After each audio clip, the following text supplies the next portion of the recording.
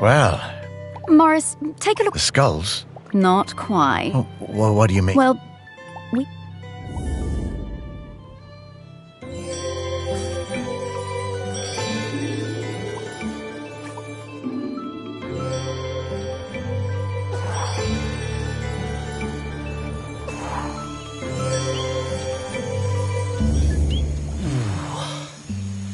When are... You...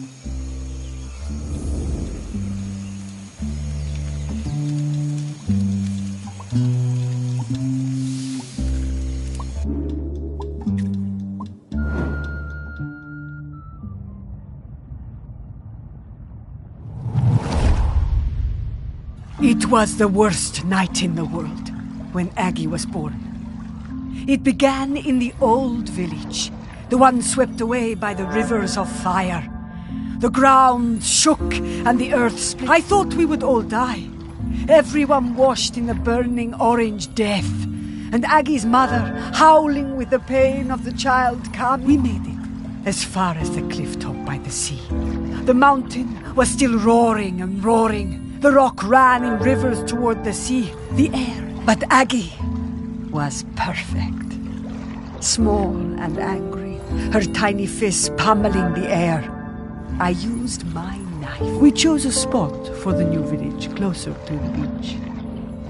The burning rivers cooled to pumice and black glass. I made sure everyone knew that a life that began in this way would be special. Not everyone believed me. My goodness. Giving birth... So... No, I'm pretty sure I... Okay, Morris.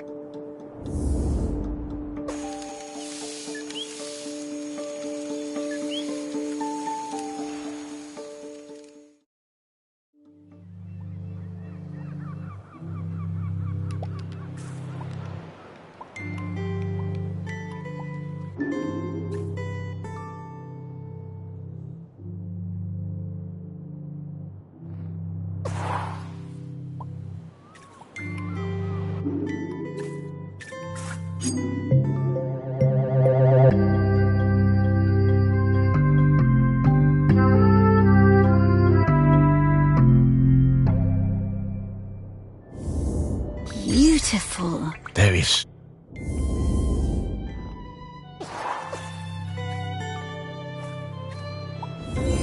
I'm getting the scent of grape.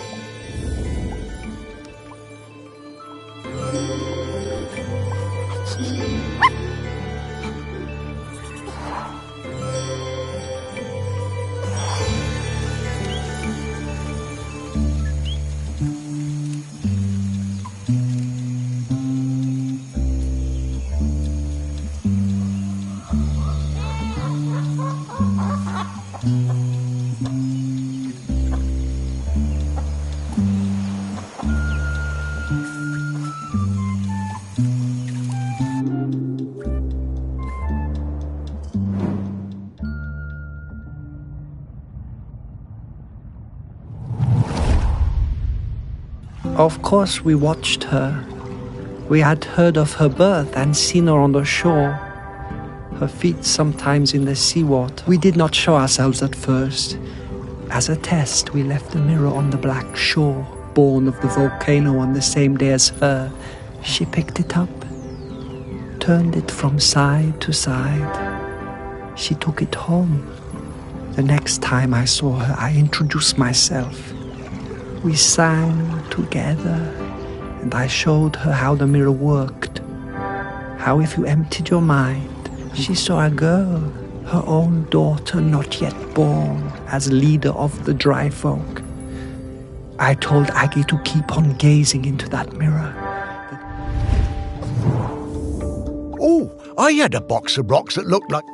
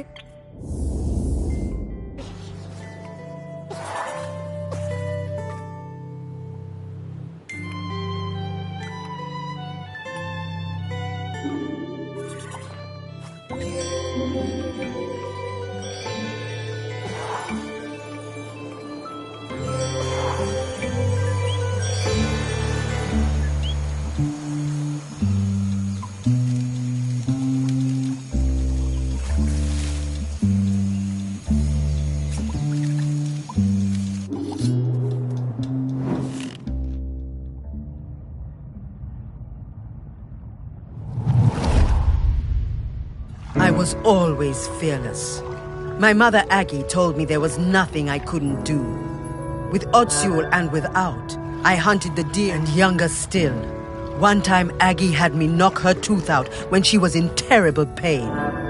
I didn't mind even when the blood. Spears and knives were my nature.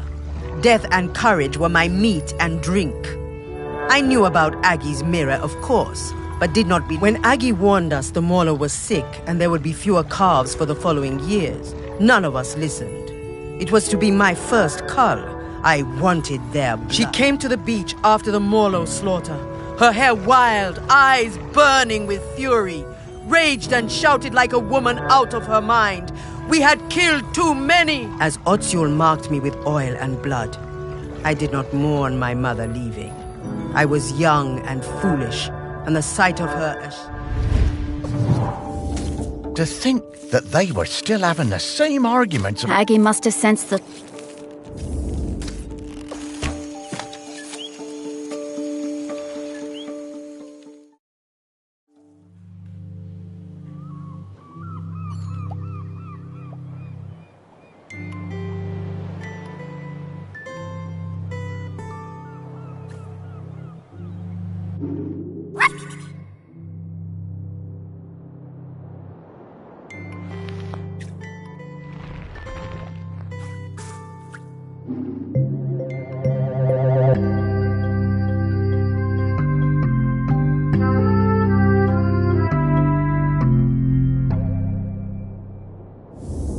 What a beautiful...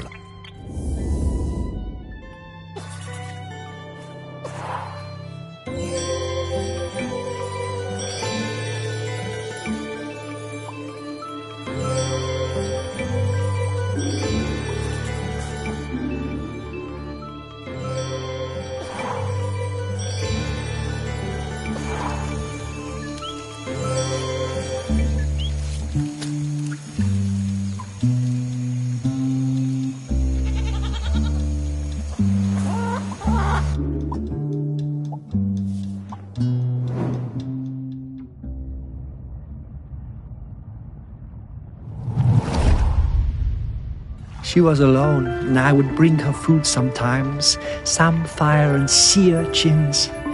She would make dry food and we would eat it together. We would sing together, make tea together. We became her family, the dry folk. She had a companion for a few seasons, a hind, who came down from the mountain and slept at her fire. And then, for a few more, one night we all felt it. Those of us in the water and those above. The island waking, rumbling. I found Aggie awake, tending her fire, unsleeping, unresting, staring into her mirror. She told me she'd seen the island sinking into orange fire and boiling. Aggie went to the shore and blew the sinistral shell, calling our people up from the water. Aggie sang for them the oldest song, and as the dawn approached, Aggie left the beach to return to her people, to tell them what must be done.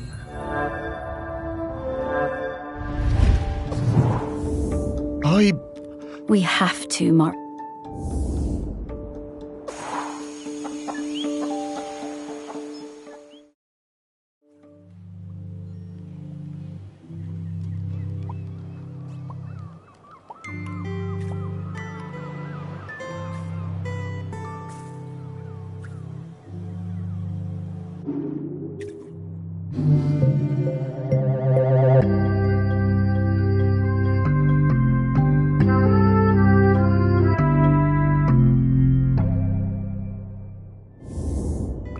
Such a small...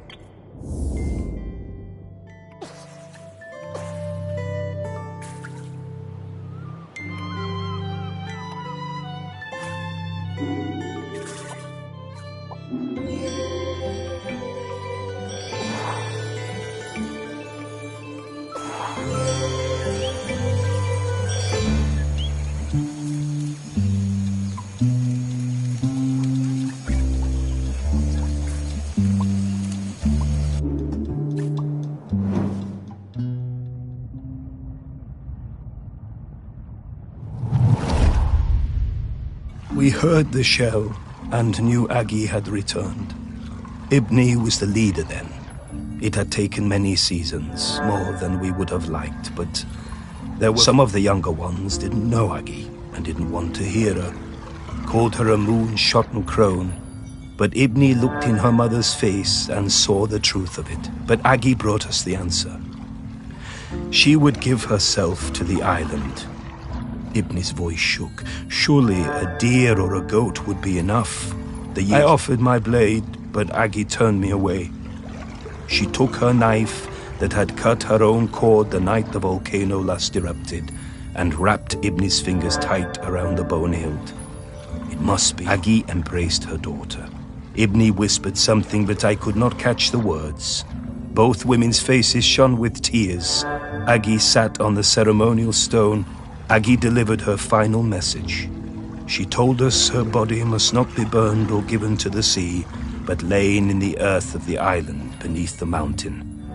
Ibni was shaking, and then as Aggie took Ibni's hand and guided the knife to her side, we saw the fish folk rising from the sea, hundreds of them. Aggie was quiet the whole time, but Ibni cried out. A sound of longing and hurting from her heart like I had never heard. Then she fell silent, and we wept then, in sorrow and relief. Then the fish folk were among us, countless, numberless. One embraced Ibni, holding her Ibni up, and the fish folk took Aggie up onto the mountain.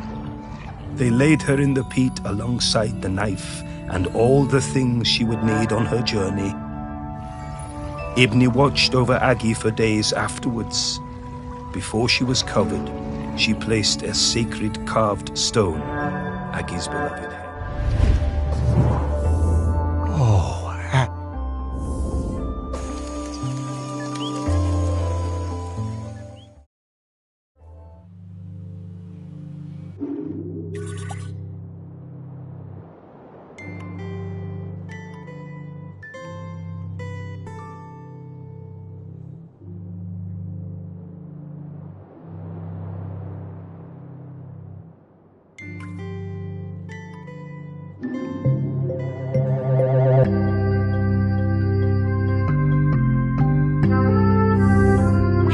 Sparky. You were the one who... Yeah, but I...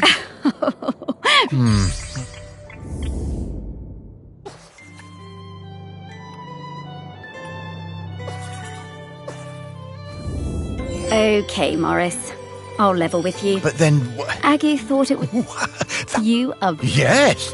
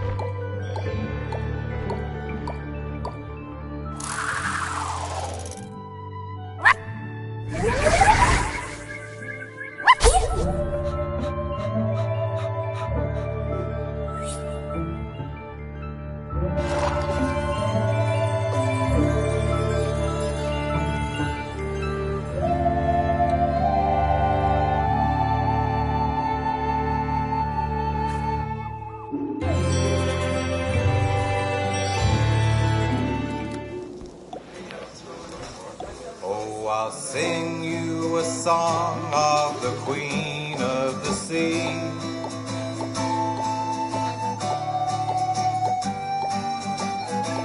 Of when I first met her and when she first met me.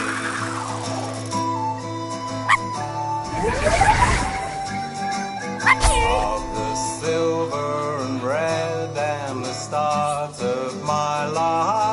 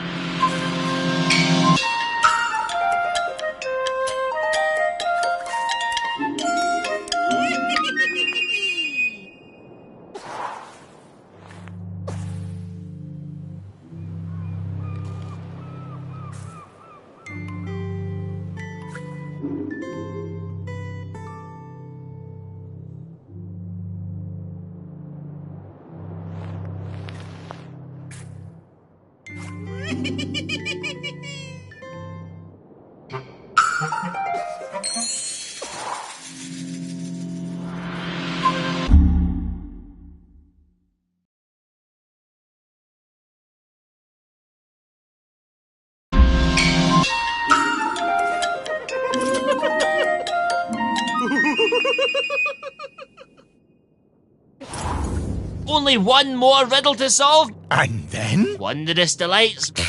Yeah. Quiet, dog. You...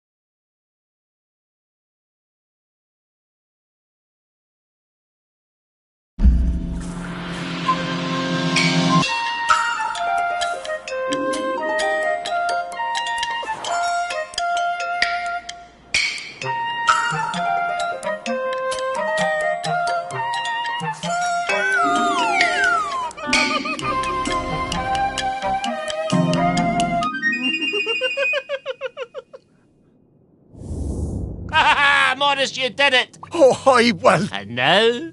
Oh, boy! Here it is, Morris. You're very... Wow, oh... I'm so proud of you, Morris. I work when I play and I play when I work. I can run but don't walk, I have a mouth but don't talk. I grow in the winter, I die in the spring. I have eyes but don't weep, I have a song but don't sing. What am I? Why am I? Why do I exist? Who owns the fish? Riddle me this.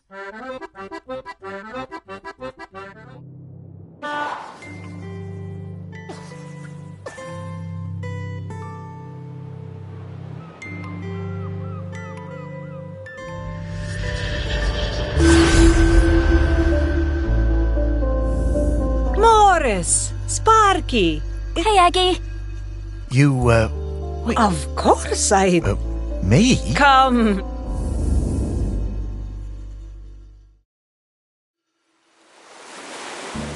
The one part of Shelmerston that looks just the same as the first day I saw it.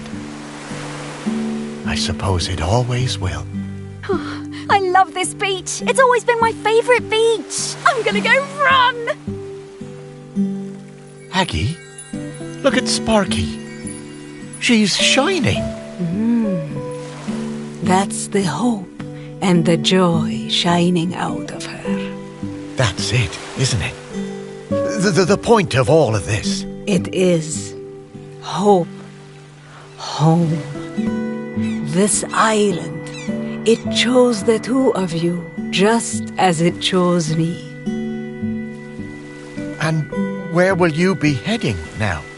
Heaven or something? Heaven? What's that? Well, I don't quite know how to explain it. But to me, it would be an awful lot like this beach. I don't know where I'm going, but I'm hoping to see Ibni, my daughter. It's been a very long time, but I remember her.